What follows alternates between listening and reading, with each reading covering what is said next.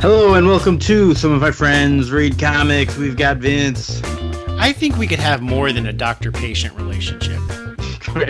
We've got Chris. Competitive violence, that's why you're here.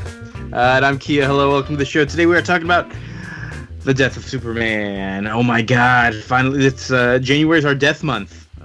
Vince, why is January our death month? Because we did Death of Captain Marvel and Death of Aunt May, just a back-to-back. Last January, and I'm like, well, Death and Decay is, and then Rebirth at the beginning of the year. So I was like, it sounds perfect. Every January, you stick with us, you're going to get nothing but the biggest death comics. You're going to get what the people want to see. You're going to get the death of, actually, I think since we've come back from the hiatus, it's just been nothing but death. We did like Afterlife with Archie and Uncle Ben's death and Stan Lee's death. And what did we do last week? Death of Robin. Yeah, so... Everyone's dead. Well, it's okay. We definitely won't do anything with death next week. Yeah. Walking Dead. We're not going to do that. We haven't done that yet. No. Also, stick around later in the show. We're going to continue our read of Secret Wars. We're on issue 5 of Secret Wars. Is that what we read? Yeah. Yeah, the Battle of Four Armies in a 5 issue. Were there 4 armies in that? We'll get to that. Death of Superman, 1992 to 1993. Most people, I always think of this whole thing as the death and return of Superman, just with the whole reign of the Superman and the 4 of them. But it's a pretty long event. Eventually, I do want to read it all, but right now we're just doing the death part. And this thing covers a whole bunch of different issues that Superman's in. It covers like Man of Steel, JLA, Action Comics, all that, with different creative teams for each. So we'll mention the writers and everything as we go. But Vince, you kind of wanted to talk a little bit about why this whole thing came about. Yep. So every year they would have their Superman writers meeting where they'd be like, what do we want to do for Superman for the next year? And Jerry Ordway always got a little curmudgeonly. He's like, let's just kill him. And they're like, haha, Jerry. And he's like, okay, cool. And so they went back to telling whatever stories they wanted. But they were going to do a story where Superman and Lois finally got married. But a little thing called Lois and Clark, The New Adventures of Superman on ABC started, a TV show. And they're like, well, if Lois and Clark are not married in this TV show, then they can't be married in the comic books because we want the comics to kind of reflect where they're at. Spider-Man, X-Men didn't give a shit about this during their TV series definitely in the 90s, but apparently they cared about this in Superman. And I believe Lois and Clark and Superman in the comics both got married pretty much in the exact same month-ish, both in the comics and the TV show eventually. But they were told, so you can't do your marriage story. And Jerry Ordway was like, well, how about we just kill him? Because no one's going to see that coming. And they're like, cool, let's do it. So that's the origins of this story. And Great. And what I love about these kind of events at this time, because Superman's in 4 or 5 books, this is a 2-month event. It's done. Yeah, it's fast. And I was kind of curious as I was reading it. You know, these days we have all these sorts of internet rumors and blogs and everything, and you kind of generally know where things are going. Like, if they were doing the Death of Superman now, it would be hyped as like, hey, you're reading this because you know Superman's going to die at the end. Whereas I feel like, did people see this coming, or was it just they did. Okay. I mean, Superman 75, the actual death of him sold 6 million copies, which so they knew. So they knew. I mean, they knew this was building. I don't know if it explicitly said that, but it was definitely building towards the event. They had previews. They were hoping to get the normies in the office, in the comic book store. You can even see this with last week's or last episode with Death in the Family. Like, that was a big Robin issue because they spent a lot of time explaining who even Jason Todd was. So people would be like, oh, I heard Robin dies in this issue. And so people would roll up and they'd be like, oh, okay, I get the whole story. They did that with Captain America when he died, with Ed Brubaker. The half the issue is explaining the entire story up to that point. So yeah, it's pretty necessary, I feel like. Especially, I've seen sometimes where they do a big event and it's like, this is an important issue, and you don't have any of the context surrounding it. And so it's like, yeah, that might be important, but it does help the that collector's market. Like you said, that sort of normies rolling in off the street. I like that. Yeah, but I just watch it for Lois and Clark. I heard a rumor that he gets married in this one. But also at the same time, they I don't know what your trade collection did. I didn't even look at my old trade collection. I read this digitally. But every issue of the Superman books ended with one page of 4 panels, the exact same panel, panel structure of just a fist punching a wall. Yeah. So we're like kind of getting into it a little bit now, but yeah, this like all 4 issues leading up to these ones we're talking about, like just these tiniest little vignettes of like, oh, Doomsday is coming. What is this?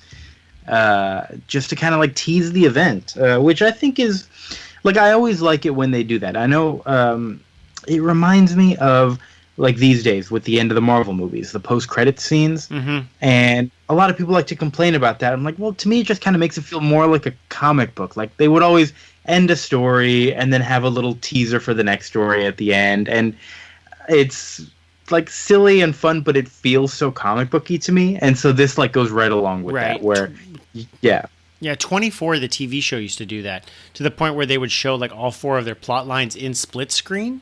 Oh, I remember that. Yeah, just like a comic book, ending like, these are the 4 things. What will happen to these 4 plot lines? But I as a kid, I just loved seeing those fists, because it's just a fist in like green gloves, but as it's punching the wall, the gloves are starting to get ripped more and more. So you can just see ever a little slightly about, what is this fist? I don't know. But I think it's Wolverine based on these pictures. It looks like he's growing his bone claws out. I do love that, like in the writers' meeting, they're like, should we come up with an origin for this? Nah, don't worry about it. Boy, this Doomsday, they didn't even like. Okay, we got to just get into this. So the first issue proper of this whole event is Man of Steel 18 by Louise Simonson and John Bogdanovi. I'm not sure quite how you say that. I don't think we've talked about him on the show before, have we? No, I don't think so. We've talked about Louise Simonson, though.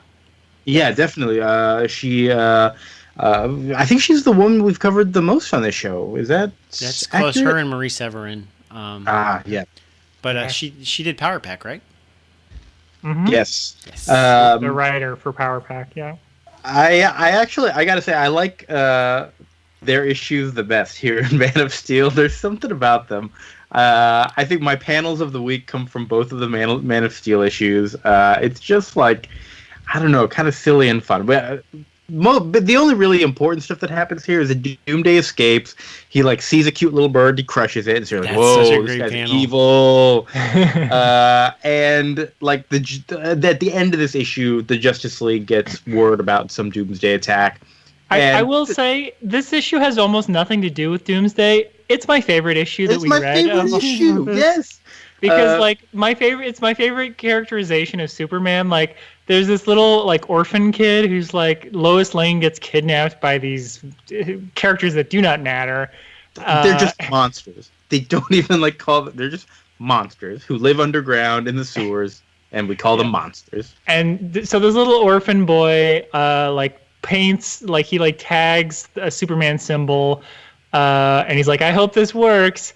And Superman, who's met this kid like once before, is like, "Oh, hey, Keith," and it's just it's such a sweet moment that like Superman just knows this kid and is just like, "Oh, hi," and like gives him a hug, and it's just like I think that's a really sweet moment. Like, there's some other moments that are, I think, ring a little hollow, where Superman is like, "Oh, should I save this person or fight Doomsday? I don't know," But like, to me, that one really worked, where it's just like, Superman is the guy who remembers your name, like from meeting you like for 15 seconds at a party 10 years ago. Mm-hmm. This book also teaches us all about the perils of technology and how we should not trust it, because that little kid sent in the tip, or someone sent a tip? No, it was the homeless guy. Oh, that's right, the homeless guy. Yeah, it gave a tip to Lois and Clark, saying, "Hey, you got to come down to the sewers. There's monsters down here," or something. And Lois says, "Ooh, I'll just leave Clark an email about it, an electronic message about it, and I'll go chase this lead myself, even though it's dangerous." And when Clark gets there to read the electronic message, oh no, the power goes out. It's the monster's fault. Never trust anything but pen and paper, kids. Mm-hmm. That's the lesson we've. I love I mean, it is just a generic Superman story within like a few Doomsday scenes, like layered in. But man, the way like John Bogdanovich, he's not Bogdanovich, that's not how it's spelled. Well, but I'm gonna call him that. Bogdanova is what I'm gonna say. the way he draws these like super pastoral scenes, just like in the American countryside, it's just really, really pretty. And then Doomsday is just like this monster. And at this point, he's not. If you're familiar with Doomsday from comics, you know, he's this like big gray monster with like, you know, spikes and everything. You probably saw him in Batman versus Superman. He's not that way for these first few issues. He's in like an all green like biohazard suit. One of his arms, one of his arms is tied behind his back. And slowly but surely, he's going to be like revealed over the next 7 issues. But it's really cool. It's just this kind of like weird biohazard monster that came from underground. We don't know where, and he just like smashes this bird, and it's really, really cool. And like the deer, like the way that you can hear like the silence through the comic. He does a really great job of it. Mm-hmm. But anyway, to talk not about Doomsday some more.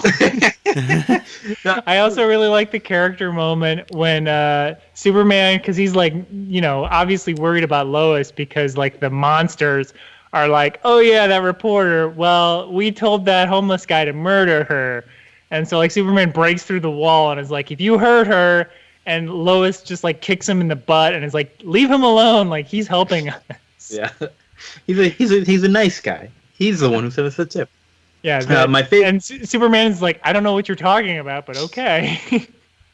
My favorite part and my panel, one of my favorite Superman panels I think I've ever seen is where he starts fighting these monsters, and one of them has a grenade, and he grabs the grenade and shoves it into another one's mouth, and his arm is like halfway up this guy's mouth.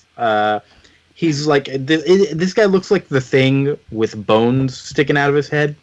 And it's like the cartooniest, craziest image, but in the middle of this kind of like serious, dark underground scene, I just love that picture. I love that face. It does definitely remind me of like the animated series Superman too, because like he knows that guy won't be hurt by it, because the guy even has the line like, "It's a good thing I'm explode invulnerable." Oh, it's always good. Get the punchline in after the explosion. My favorite. So on to the next issue. Yeah, JLA 69. Nice. Nice. We have pretty much a Justice League issue, but the Superman related parts are he is doing some like talk show, not a talk show, like an interview thing for high school. He's doing a talk. Yeah, he's doing like this talk show. Is it Cat Grant? Is that her name? Yeah, Cat Grant is her name, the host. And I thought he was still dealing with these underground monsters. I guess that got taken care of. But he's doing that while the Justice League is going out to fight the Doomsday. They're just there to go clean up Doomsday stuff. Like Superman's like, y'all guys got this. This is easy peasy. It's just some stupid standard monster of the week. Don't worry about it, guys. Yeah, it'll be all right. Y'all go clean it up. I'm gonna go on this talk show, and we'll intersperse like them fighting Doomsday with me talking about superheroing, and that'll be this issue. And I remember reading this as a kid, and I had no idea who any of these Justice League people were. I don't even think I did. You know, at this point, even I know very little about most of them, but I feel like you don't need to. I think it like treads that event comic line really well, where it's like, okay, I know these people are important, and they're just having their own little story in the middle of this more important Superman thing. Right. I get it. Cool. Yeah, because I mean, there's Booster Gold and Blue Beetle, who people we should know, and Guy Gardner, Green Lantern, who are kind of like the bigger ones, you know. But I've never seen Bloodwind outside of this story ever. Yeah. Well, you know, and they tease a few things about this Bloodwind. Like, we're learning more about him because he's still pretty new. And so I actually found myself kind of leaning into that a little bit. I wanted to know what was going on with this Bloodwind character. But we don't really find out in these 7 issues. They hint who he really... Booster Gold, when Bloodwind gets doused in some fire, he's like, of course, Bloodwind is really... And then Doomsday knocks... Yes. I was about to say, I felt like he was a Martian Manhunter, like analog. Like, yeah, he's got similar kind of, like they talk about how he like has telepathic powers, but they also don't know a lot. They're like, hey, do you have telepathic powers? Can you use those here? I just assumed he was the it's stoic a long guy. story, but yeah, there's a guy named Bloodwind who has some kind of crystal, and but yeah, he's Martian Manhunter is like in that guy's body or something like that. All right. So Okay. yeah, it's a long story. They separate, but yeah, at the moment that's what's going on. Okay. We've got Maxima, who I swear is just Jean Grey. Like, I think Jean Grey has come to DC Comics. Can't use her real name here, so she's just operating under the name of Because Maxima. she even has psychic powers, doesn't she?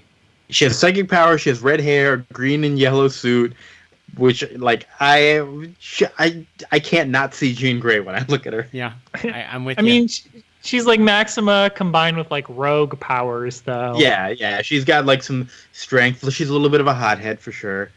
And then lastly, we've got Fire and Ice. Pretty standard combo. Two ladies.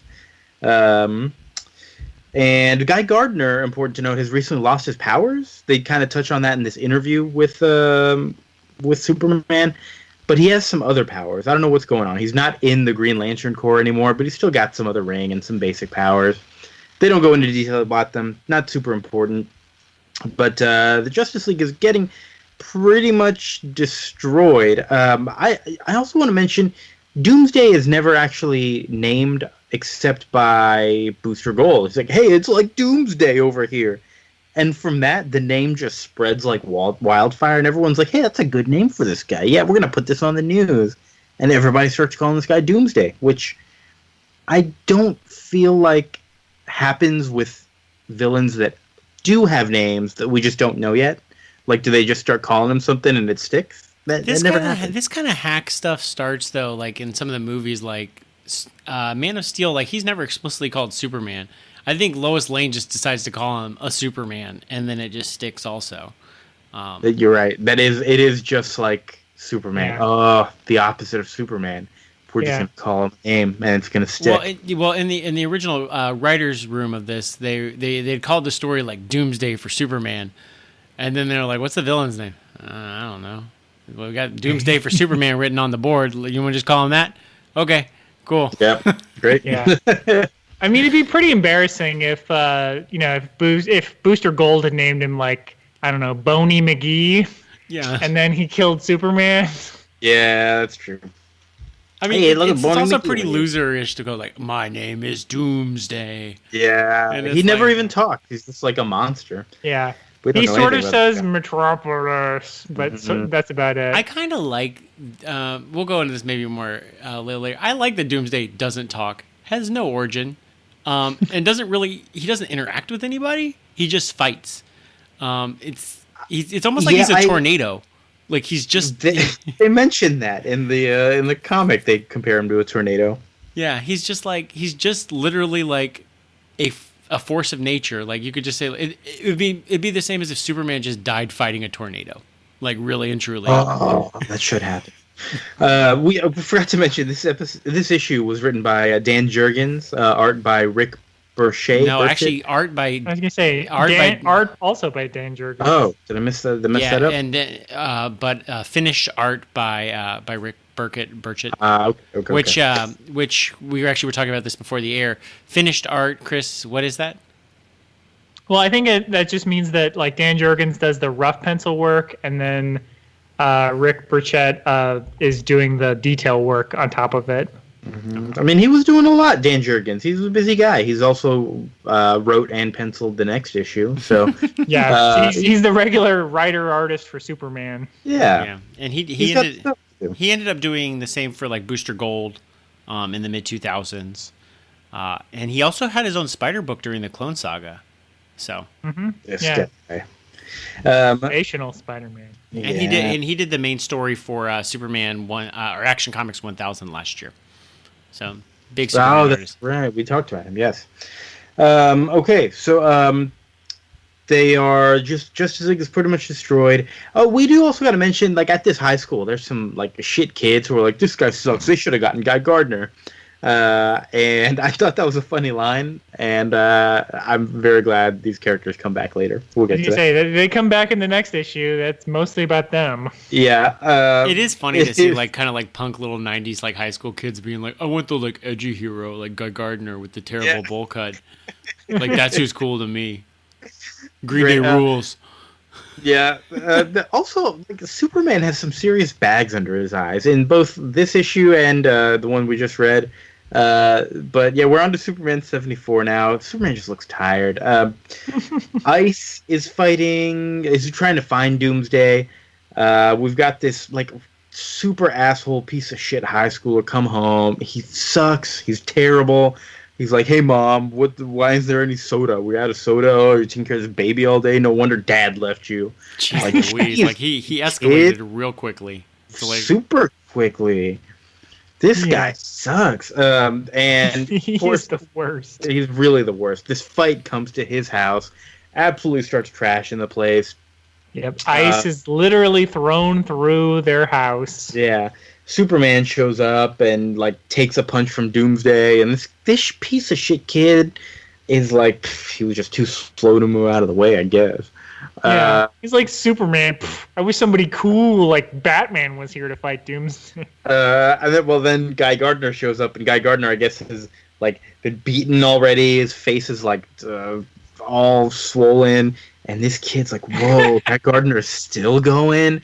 That guy's cool, even though he's like a regular human. Wow, good for him." He has the literal line. He's still going, even though he's already been beaten up. Cool.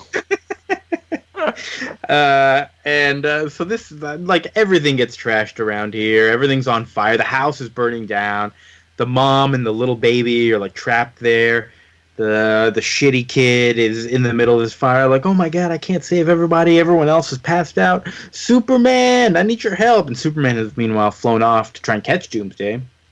He's like, "Well, I got to focus on the greater good. I'm gonna have to ignore this kid, no matter how much it sucks." And like there are so many different ways this could have gone. That's the cliffhanger for this issue. I'm like, is Superman, like, is this shit kid gonna learn like that Superman's gonna come back and he's gonna be thankful? Is this kid gonna turn into a villain who hates Superman? I could see this as like the perfect origin for a villain of like, Superman refused to save me. I literally saw him be the worst. That's not bad. He becomes Skate Man or something. Like that's really where I kind of thought this was going, where this kid was turning into a supervillain. But no, that's not what happens. The kid and the family get saved. Superman, like, I don't know, throws Doomsday in a lake, and he says, "All right, that'll slow him down enough for me to go save this kid." And Bloodwind is not that much I think hurt, he jumped so to the next issue, but I mean, not much else happens. It is the next issue. There's not much going on, but I'm putting myself back in Christmas 1993 when I got this for a trade, and I don't think I've ever seen costume degradation before this. Of like, oh yeah, because this issue is where you first get to see Doomsday's face. Because previously it's in the biohazard mask with like the red goggles, and this is the first issue where his like mask gets ripped off, and you can kind of see like his face, and his second arm finally gets free. And I'm like, oh shit, it is on. This monster thing, it's gonna be so cool. And like 8-year-old me was like into this, like real deep. Like I really liked, because I didn't know what was going to happen at all. I mean, I didn't know exactly what's going to happen either. I'm into this, just reading it. It's great. This is Adventures of Superman 497 we're on now, by Jerry Ordway and Tom Grummett. Tom Grummett's a name that I'm familiar with, but I don't know. You know, I've read some Thunderbolt stuff with him throughout the years, but I don't know how much else he's really done. I know we've never talked to him on the show. Yeah, he's done a ton of stuff. He's done a lot of Batman work and a lot of DC work over the years. He's never been like a superstar penciler, but he's put in a lot of hours. Just never as like the main. Like he's always, doing the secondary title for books that have two. Yeah. You know, the only thing I really remember about him from when I was reading his Thunderbolts and from this issue is that he draws a lot of butt chins. It's not a bad thing. Just saying it. Tom Buttchin Grummett. Yeah. And Jerry Ordway's ended up doing a lot of Star Wars comics in the 2000s. I think he wrote like the Knights of the Old Republic book that was really popular. And I'm sure he's got much more credits than that. But the art's really good. I actually like the art in pretty much all of these books. It is really good in a lot of these. All good. Even though it's different, the whole thing feels cohesive. It feels like you can see Doomsday gradually being more and more revealed throughout this whole thing, which is pretty cool. This issue, what's going on? News crews are like, oh, Path of Destruction, 30 dead. Lois has to. This is the weirdest thing in this issue. Lois has to go get Jimmy Olsen so that they can report on this whole thing. And Jimmy is in the middle of taping his TV show, The Turtle Boy. What? I don't understand this. I don't either. Okay. Yeah, that was really weird though, because those are the parts like that don't match up with what I knew from Lois and Clark. I'm like, right. What is Jimmy Olsen doing a kids show? Like, this doesn't make any sense to me. Why and is why Lex is Luthor he still a reporter? Why isn't this scheduled correctly? Yeah. I don't. Why is Supergirl there? Why is Lex Luthor dating Supergirl? But it's redheaded Lex Luthor. Oh, flowing, gorgeous mane of red hair, that Lex Luthor. With that beard. Oh, I was so confused by that. And he talks like Crocodile Dundee. They call him like the second Lex Luthor or something else at one point Superman mentioned. So I assume it's some weird crisis stuff. Or it's Lex Luthor Jr., who was in Lois and Clark later. He tried to also seduce Lois. It was weird. Lois and Clark, not a recommend. I loved it. I do not recommend it. It's so weird. My parents loved that show. I would watch it like every week, mainly because they were watching it. It's so weird. I would watch it even when it got moved to Saturdays. I would we got to get home from dinner so I can watch Lois and Clark on Saturday nights like a loser. I loved it. The Lex Files. That was the 3 or 4 episode block where Lex Luthor Jr. came. It's called the Lex Files, and I loved every minute of it. So dumb. Shit. I can't wait. Did they ever do Doomsday on that show? Did Superman ever do a bloody pulp and die? No, they didn't have they didn't have the technology for that. Well, what's the problem? They wanted the comics to match the show, didn't they? All right. So what's going on? Maxima's doing a lot of fighting with Doomsday. Guardian's there. Maxima gets super hurt, and Superman says, "You know what? I got to do this alone. I can't let anybody else get hurt." Yeah. At this point, I kind of was just like, can we kind of get to that? Yeah, that's how I was feeling. It's a very fighty few issues that we get here, and I'm like, all right, at this point, if this is just going to continue down this path, I'm going to have to learn more about Doomsday or something important's going to happen. Nope. And nope. We are almost there. It's actually the book is actually about to speed up, though. Yeah, we have 3 more issues, though. Yeah, but actually, if you go back, the book is about to speed up, and you'll notice this very much in the last issue, that every page on the last issue is single page spreads. There's no panels. But starting with this 4th to last issue, every page has just 4 panels. And next issue is going to have only 3 panels per page, and then the following will be 2 panels per page. It's a weird way to make the book go quicker, to make it bigger and quicker. All right, I guess that makes sense. It's a neat idea. I don't think it necessarily translates. I've read this dozens of times, and this is the first time I've ever noticed that. Yeah, I noticed the splash page one, pretty much right away because it's very gimmicky. But I didn't notice they were doing that 4 issues ahead of time. Yeah, it also it doesn't help the pacing if you still have 3 panels with dialogue bubbles all over it. Yeah. That increases the pace, whereas you could have 20 panels on a page in the first few issues with no text, and that's true. It's kind of weird. But they're quick reads anyway because it's just fighting. This next issue that we're getting to Action Comics 684 by Roger Stern and Jackson Geis. Yeah, Butch Geis. You may know him as Butch Geis. Oh yes, he did a lot of Brubaker stuff. I think he did Captain America, a few fill-in issues for Captain America. Did Winter Soldier book also. With the art's generally pretty nice. His backgrounds are stellar. I this is the one where Superman fights Doomsday up in the air, and just the backgrounds where you can see farmland in the background is really really cool. This one also has I think the thinnest penning of any of the ones that we've read, which gives the whole thing sort of a cleaner, more detailed look. Yeah. Which I appreciate. I will say though, this is probably my least favorite issue of the bunch. Something about the writing was just off to me. There were too many weird things that I noticed, like this guy flying through the air in a car, and we see this guy's thought bubbles before we know who's in there. And it just seemed weird to me. And then Superman saves him and says, "Can you remember anything about him?" Come on, man. You don't need to ask this guy if he remembers anything about Doomsday. I think you've got all the information you need. Yeah, I don't think he's going to give you new intelligence. Yeah. Did he have any weaknesses that you could identify? And then I really thought this was going to come back. Doomsday is like at some department store seeing a whole ad for a War Bash 9000, like a wrestling show that's happening in Metropolis. And I guess it does come back because he wants to go to Metropolis, but they spend so long with this ad for this wrestling show. And it's also just like something about the way Roger Stern writes is very like just old-timey and generic. Like, I don't know. Do you guys know what I'm trying to say? It's this way of writing things where he's clearly trying to parody something but doesn't bother to give it any sort of specifics on its own that matter. And so it's just like, steel cage, blah, blah, blah. That's it. Well, I guess maybe it's just me. Anyways. Yeah, I'm not sure what you're trying to say. His Hobgoblin books were so good, though. Were they? Okay. Yeah, I'll give him a free pass. His Hobgoblin books. All right, he gets his Spider-Man stuff is great. I don't know about his Superman. This issue's not great. Yeah. Supergirl wants to go help.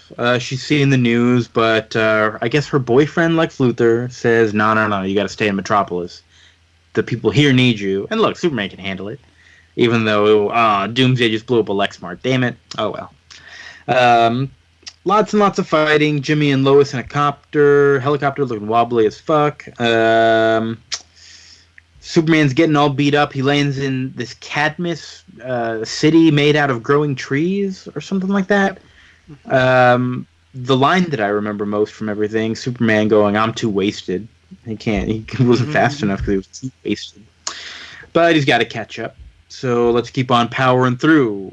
Anything else from that issue? I really like the final panel of this book or this issue, where it's in the foreground is like the Metropolis 50 miles, sign destroyed, and then you just see like a really tiny Doomsday like doing like leaps and bounds because Doomsday can't fly, but he kind of does like classic like early Superman's like like can leap tall buildings in a single bound.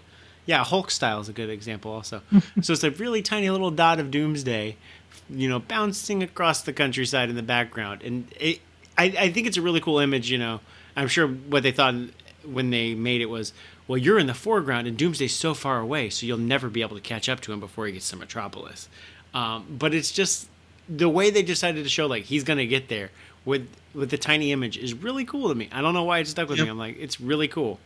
It also really works well in like a smart panel when you're reading it on the phone because that's like takes up your whole phone and it's a really cool image. Butch Guys did a really good job on this one. Yeah, he did. I also feel like Superman's kind of an idiot by this point because maybe he doesn't know. I mean, I don't know. I guess the crisis happened not that long ago, and so maybe he doesn't know all the stuff I know as a casual DC Comics reader. But it's just like, do you know about like Dr. Fate? Do you know the Green Lantern Corps? All these other characters who you could like ask for help, Wonder Woman, all these people beyond just the JLI. He has to do it alone. There's no Batman and Wonder Woman in this book though at all. I feel like the JLI is pretty far down the list of helpful people when you think about it. Well, see, the thing is, this is more of my conclusions, but what I like about this book is that it starts off hey, we have a baby on board, by the way. I thought that was like Chris getting stabbed in the gut. Okay. That's what that sounded like to me. I was so scared. Yeah. So apologies if you hear. I know a couple episodes ago I could hear my baby sucking on a bottle. It's fine. We're just hanging out talking about comics. That's cool. What we do. Modern dads got to sometimes podcast while holding their babies because their mama's got to go to sleep. So that's what we're doing. But anywho, what I really like about this kind of arc in this whole story is that it starts off like a generic Superman story. Like it's got a generic the Louisa Simonson story. Then he's like, whatever, JLA, you got this. I'll do my talk show stuff. And then it's just a day that goes tits up. Like, this whole time, Superman's thinking, like, this is normal. Like, this is just any other monster I faced. Like, whatever. And then it just is getting, like, worse and worse and worse until, like, it's finally, like, a really bad day that's going to kill him. And I kind of like that kind of like escalation. I don't know if the book is smart enough to really. I may be placing more smartness on the book than it deserves. I think you are. I can see where you're coming from though, because I want to sort of, I don't know, imprint that kind of feeling onto it, because it has a little bit of that in the plot. Yeah, but it also and feels more serious than it has gotten to. Well, okay, go ahead, Chris. Sorry. And I mean, they do make the point. They're like, "Oh, it's like Doomsday is getting stronger the longer he fights." Blah blah blah. Which is like, okay, I guess that's sort of a justification for how he's strong enough to kill Superman. But Booster Gold's like, "Oh no, my force field's gone." Doomsday grabs him, closes a car door on his head, and his goggles are broken and he's bleeding. Like, Booster Gold's head should have like popped off his body. Like, he should just be dead. Speaking of heads popping off of bodies, I think my second panel of the week is the beginning of the next issue, where Doomsday is like crushing this guy's head like it's made out of clay. It's also by John Bogdanova. I think he's my MVP of the week, because this panel is fucking nuts. He's really good with the panels of Doomsday smashing heads with his hands. Although this whole issue does feel a little bit more muddy to me, almost. I think, probably just the inking here, but it doesn't look quite as nice and crisp as the first few. That's true. I even observed this as an 8-year-old. I'm like, this doesn't look right. Yeah. I think there's just some consistency with this one. Yeah, but so what's going on here? We were on a bit of a tangent. I think I cut it off. Was there? What was our tangent? We'll get to it with my conclusions. We'll get to it. I've got it in my notes. We're not going to forget. Doomsday's heading for Metropolis. He's still fighting. Lots of fighting. Lex, of course, is spinning this. Like, this Superman hero. Like, clearly this Doomsday is fixated on Superman. Is this the hero we need? It's going to draw so much negativity. Yeah, Supergirl, you should definitely go help Superman. It's going to be great. But Supergirl's face gets smushed down to nothing while fighting Doomsday. She turns back into... What the fuck was this? Well, she was like a clone or an android or something. Dude, it's never mentioned at all in the book. And 8-year-old me is like, I know Supergirl. I've seen the movie on TV. Kind of, I know Supergirl. And it's like, she like has one scene with Lex... like in the previous issue, who's not even the Lex Luthor I recognize, but she's dating Lex Luthor. What? And then this panel, she's like, okay, I'll go fight him. And then the next page, her face is smashed off, and then the next page, she's like this purple thing, and her eyes are like out like a cartoon from Looney Tunes, like a eyes, and that's never mentioned Supergirl again. Never again. Yeah. Never again. Like 8-year-old me is like, what the fuck is this? Yeah. Well, you got to keep reading, figure out who Bloodwind is, see what's going on with Supergirl, right? Yeah. This book, the whole event, I think, again, treaded everything just right. Where I didn't know more than I needed to about the characters, but I definitely wanted to know more about some of them. In a way that draws you in more than it's just like, what the fuck? Nah, I'm out of here. Yeah, because I've always wanted to read the sequels, but no one ever bought Funeral for a Friend or Reign of the Superman or Return of Superman for me as a kid, because comics came when they came, which just seemed to be random to me as a kid. Whenever you're at the drugstore and your mom wants to shut you up for $3. Yeah, I know, right? Because this ran through 2 issues. This ran through 2 months of December and January, December 92, January 93. But then the sequels ran through December of 93. Like across 5 Superman books. So there's a lot of content. Yeah. Can't read everything. You got to wait for the trade. That's actually when I started reading Superman, was Reign of the Superman. Oh, really?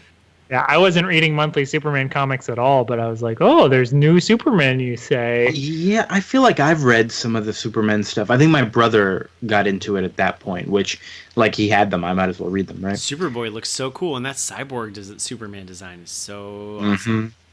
There was also a good Reign of the Superman video game, and maybe that's what I'm thinking of, too, where you got to play as all 4 of them, kind of a beat-em-up. Return that came out in 94. Yeah. Return of Superman, yeah. I always remember that. I might want to play that one again. But yeah, Superman gets up, fights again. Yeah, at this point, it's just a lot of fighting. Literally, the next issue is Superman 75 by Dan Jurgens again. Lots and lots of fighting for the whole thing. A few nice, serious moments of like Lois worrying, Ma and Pa Kent worrying. But ultimately, it comes down to just beat him up too much. Did they take each other out? Did he like take down Doomsday with him? Yeah, they both killed each other in the same punch, basically. Yeah. I honestly don't like the writing in this issue at all. Yeah, it's for a 48 pager. There sure is not much writing. It's also really like hammy. It's like for one who would be his pal, and for another who would be his ma and pa, and you're like, what are you talking about? Like this is. I feel like it melodramatic. I know, but I feel like it has to be hammy. Like there's something about this issue where it needed to be like the corny. Had any other character in comics like died as important a death as this one before? I don't know. I mean, I guess not, but just the way they did it, I know. like I agree with you, but I also agree. Like I don't know. I think there's like. It worked on me Never as an mind. 8-year-old. It worked on me. Yeah, Like his ma and pa, they're so sad. And I don't know. a Like little girl. it's just not the kind of like comic book death that I like to read, and so I'm just like reading through it as an adult, and even as a kid, I was just like, whatever. Like it's never worked on me. I'm not a Superman fan. And so I've always, this book has never really done anything for me. So Chris, I agree with you 100%. I will say counterpoint. This book sets like a very basic standard for superhero death, and I think that's what, like, because Superman is like the basic superhero. I feel like his death should be a basic death, if that makes sense. Like, there's nothing special about this issue. It's just like, oh, sadness. Oh, tears from the crowd. Oh, dead. Well, and it's also got to like integrate all of his supporting cast in some weird way, right? And I mean, and that's the template for all superhero deaths. Like, we got to get Jimmy Olsen in here, even if you never factored in this story. Ma and Pa Kent got to have a page or some kind of shout out because it's the last Superman story, ostensibly. We got to have Bibbo. We've got to have. I don't think there's any Bibbo. Bibbo's in the previous issue. His Popeye looking friend. Yeah. Oh, okay. Yeah. We got to get this girl with this Bugs Bunny sweater. Did you notice her? Yeah, I did. Yep. How could you not? That? What the fuck kind of sweater is that? It stands out really weird. Well, because Bugs Bunny doesn't have ears. It's just his face on a gray sweater. Yeah, it's really weird. It is weird. The thing that really threw me off as a kid, and I never understood it until like I was much older, was the last page just has the words that a Superman died, because it's a continuing of the previous page's sentence of for this is the day that a Superman died. But I read it, because I'm dumb and a kid. I read like for this is the day, and I'm like, okay, yeah, this is the day. It's a big day. In sentence. That a Superman died. What the fuck does that sentence mean? I don't get it. It took me years to be like, that's a really weird turn of phrase. I don't understand this. That a Superman. That a Superman died. Boy, howdy, I'll tell you that a Superman died. That a Superman. That is a Superman, all right. Yeah. Oh, boy. Well, he's dead. That's it. And he never came back. Never came back. It's the end. Never came back. But the trade copy that I was reading also included a like a News Time special issue, like an in-universe thing about Superman's death, which I always like this kind of stuff. I thought I wish I had more time to actually read this thing all the way through, but it's like rumors, like where do we think Doomsday came from? There's fake ads throughout the whole thing for this like Turtle Boy show and other stuff. There's opinion pieces from Bruce Wayne. It's like, oh, you could trust that Superman, and that kind of stuff. Like, I really appreciate just different attempts at comic books like this. Mm-hmm. I like it. Yeah.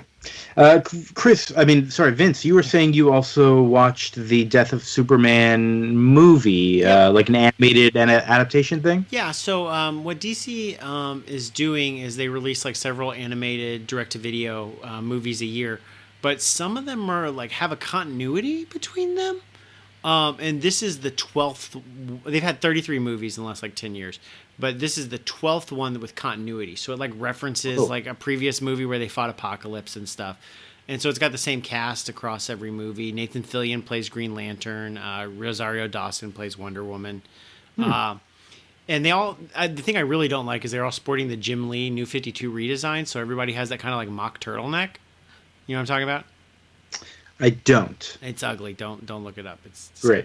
But it was fine. But it really, aside from him fighting Doomsday, it had nothing resembling this book at all. Superman's got a story where he's he's not sharing enough information with Lois Lane. And then he decides to tell her his identity because Flash is getting married. Flash is like, you didn't tell your girlfriend that you're Superman? Like, that's stupid.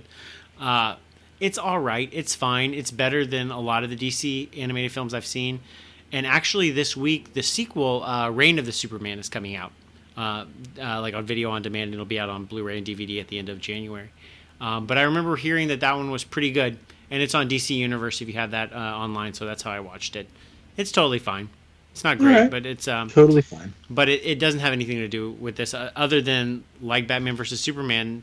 If you want Superman to die in a story, let's bust out Doomsday. Great. But my main conclusion for this is, and the thing that kind of when you have like a story like the death of Superman, you're like, well, why is this the time that he got killed? Like that's the thing. Yeah. You always have to like kind of go in.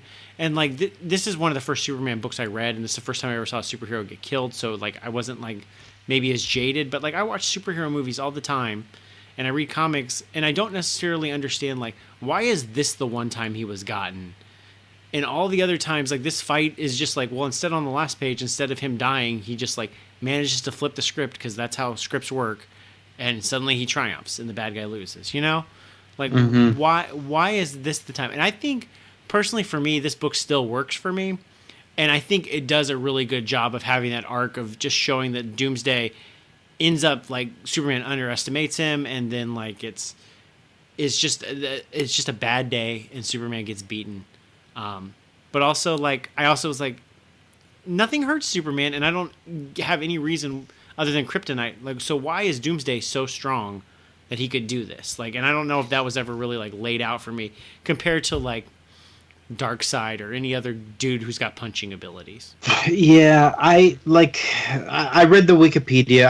I skimmed the Wikipedia on Doomsday afterwards just to be like, okay, so what was this guy? I'm sure we like had millions of issues going into it after the fact, but it's like some genetically engineered prehistoric Kryptonian monster thing. That's what they put like, okay, whatever. Yeah. Like, I get it, but it's not in the story here. And like it's like, yeah, I want to know why he died as opposed to just, hey, he died.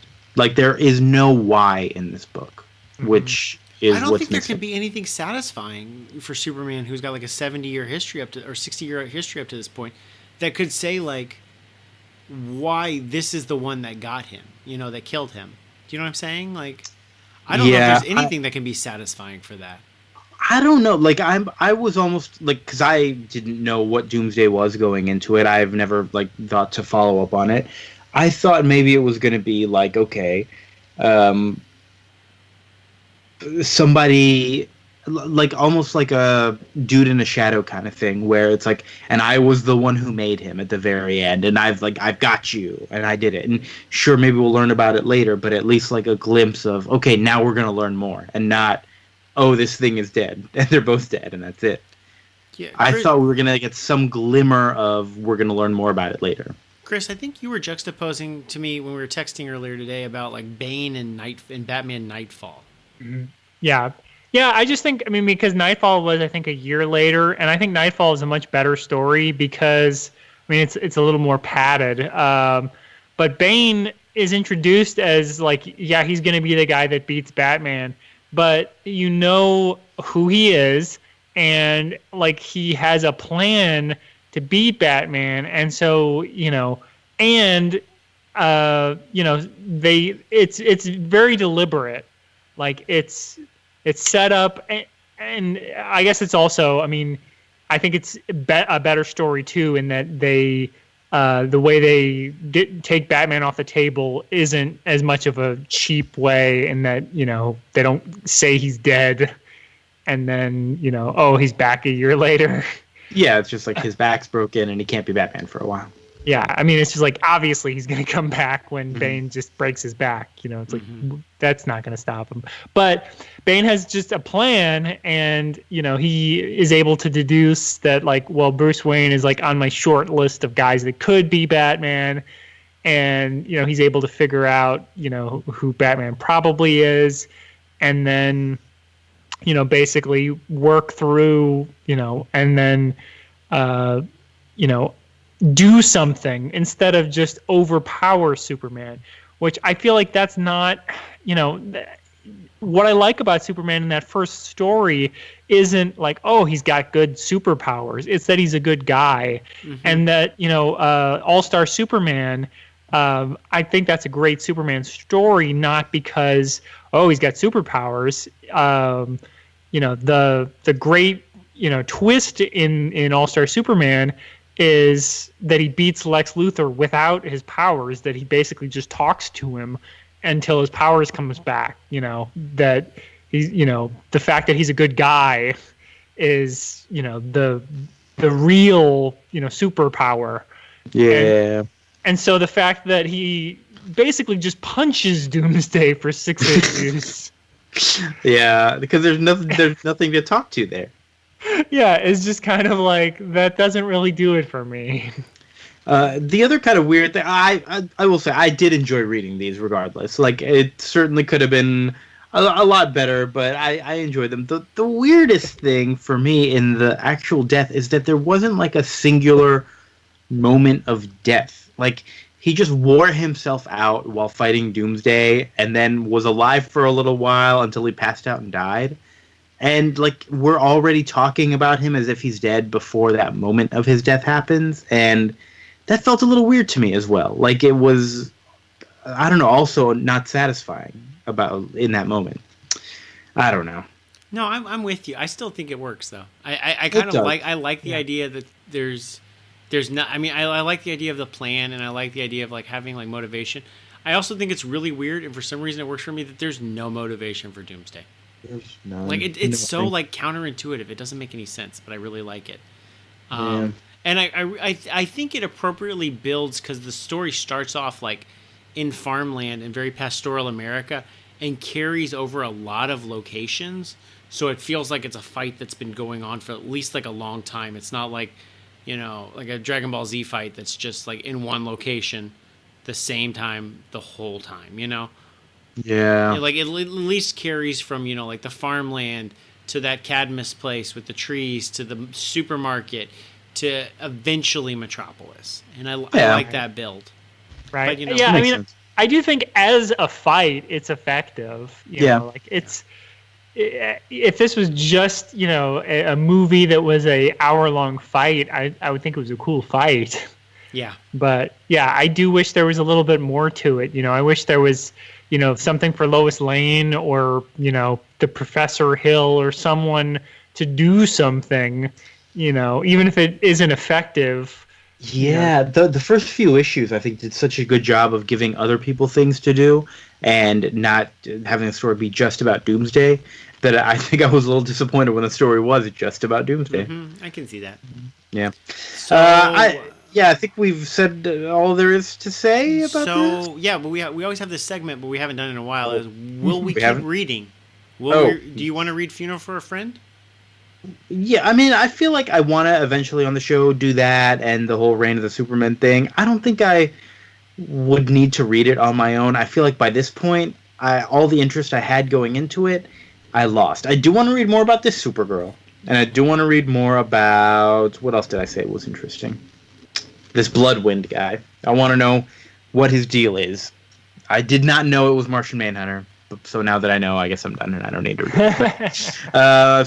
Still would like to read this whole thing with Supergirl and red-haired Lex Luthor. Oh, that was another thing in the movie, is that Lex Luthor showed up with that red hair and then took it off because it was just a disguise so he could be out in public. It was a good, like, bait and switch for for the fans. Wink, wink. Great. He was voiced by Rainn Wilson, so it was like Dwight as Lex Luthor. It was really weird. Wow. Weird. Yeah. Chris, you gonna keep reading? I don't know. I like the creative teams involved with this a lot. But I don't know because I don't really like Superman. It does. I mean, this does remind me of why I started reading like Reign of the Superman, because it's like if once those creative teams are doing any other character, I'm like, oh, that's interesting. Mm-hmm. Like Louise Simonson and that artist whose name I already forgot how to say. Doing Bogdan Davidova. Yeah, doing another character. Oh, maybe. Yeah, which one did they end up doing? Do we know? I don't know. We'll have to find out. Man of Steel. So I guess they got Steel, right? Oh, Shaq. Yeah, Shaq Attack. Yeah. Shaq Attack? No, thank you. I'm not reading a Shaq comic book. All right. Okay. Yeah, I think we got. Oh yeah, Vince, are you gonna keep reading? Hell yeah. But I do want to do it for the show. I finally got like all the comics with the DC Universe app. I'm ready to read them all. Finally, great. 25 years in the making. Yeah. All right. So let's move on to Secret Wars. What's going on here? Galactus is making moves. He brings his giant spaceship, which is the size of a solar system. To this planet that is unrealistically large. I love it. Yeah, I got some real problems with the math in this comic. Yeah, yep, a lot of bad math. Johnny Storm still wants to fuck this alien lady, right? Yeah. And she makes him breathe in some excellent recap vapors. Like, these things are great if you need to recap the last few issues. Perfect. Some recap hookah. Yeah. I asked this question last time. Like, wait a minute, I thought this planet was made out of fragments of other planets. How are there people here? And I was right. It is fragments, but their section was also a fragment from another planet, so even they don't know what they're doing there. But no one knows because they don't speak English. But now that they've communicated with these recap vapors, she's all caught up. She's read the first few issues. She knows what's going on now. Professor X scares the shit out of Colossus, who's just lying in bed, dreaming about Kitty, and his giant head shows up and says, X-Men, I need you. Professor X and Magneto are working together now. The X-Men are like a third force. You got like the Avengers, the good guys, you got the villains, all the bad guys, and you got the X-Men just kind of doing their own thing. Molecule Man is hanging out, trying to impress his new girlfriend.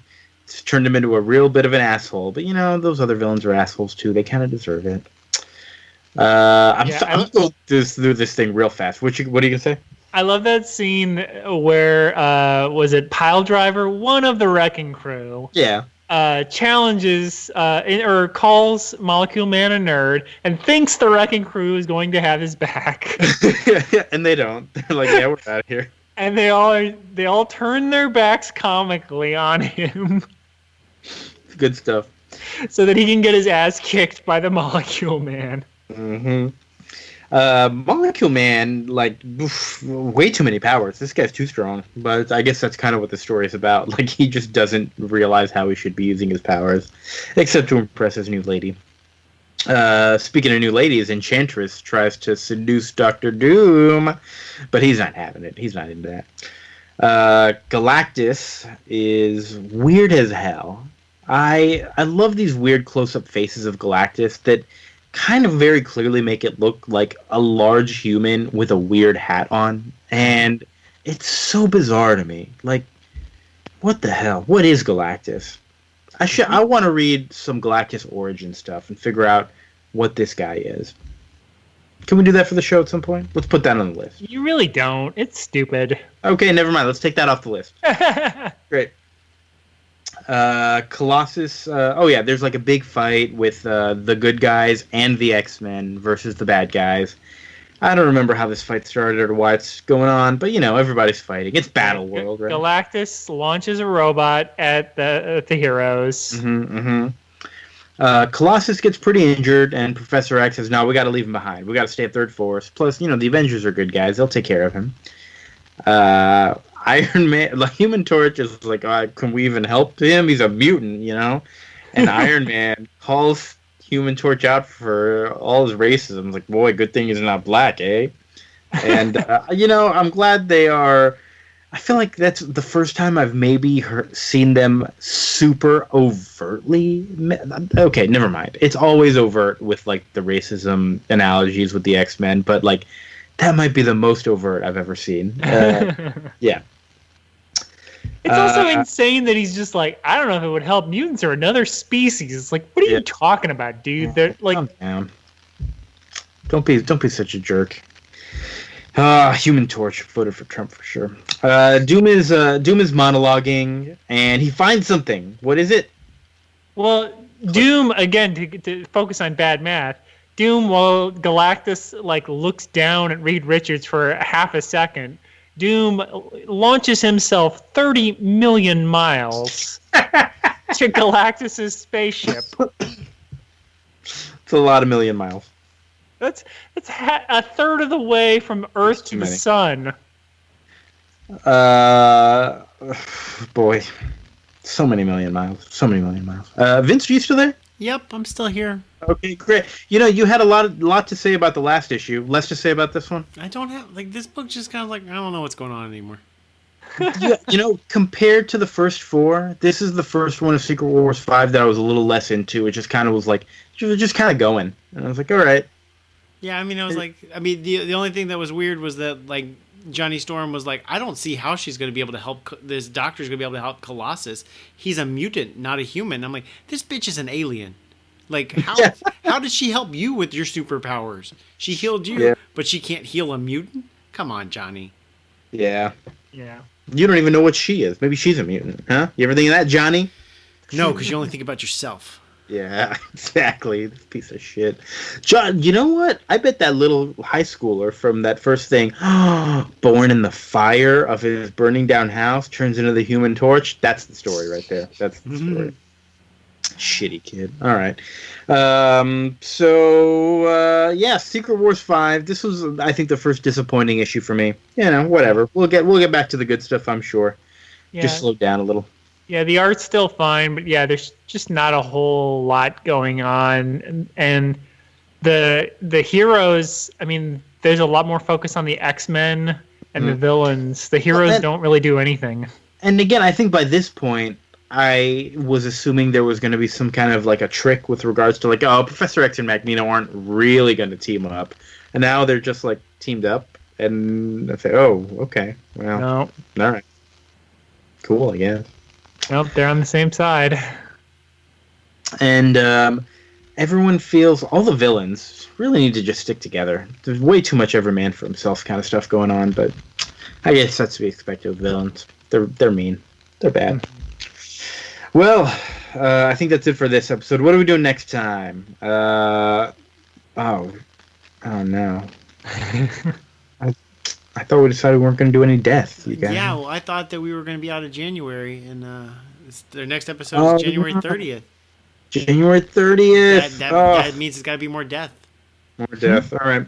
So what are we doing? We are doing a Spider-Man death. We are doing the death of Uncle Ben.